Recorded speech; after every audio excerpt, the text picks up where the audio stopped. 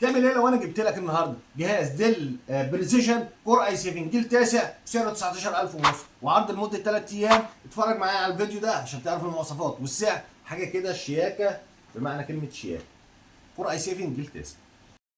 السلام عليكم ورحمه الله وبركاته، كل عام وحضراتكم بخير. عرض جنيه النهارده من شركه شمس لخدمات الكمبيوتر على ديل بريسيشن ال 35 41 35 41 اجهزه استيراد فرز اول بحاله الزيرو يا جماعه. الكور اي 7 الجيل التاسع التاسع 750 اتش برامات 16 جيجا دي رام 4 هارد 256 اس سي دي. الجهاز بيبقى فيه كارتين شاشه، كارت شاشه انتل وكارت شاشه انفيديا كوادرو.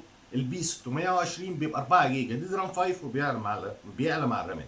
شاشه 15 و6 اي بي اس فول كيبورد. الكيبورد مضيئه. اجهزه فرز اول بحاله الزيرو حاله الزيرو. لو انت بترندر، لو انت بتشتغل برامج، لو انت بتشتغل العاب، الجهاز ده هينفعك وسعره جيل تاسع و 19000 ونص. والسلام عليكم ورحمه الله.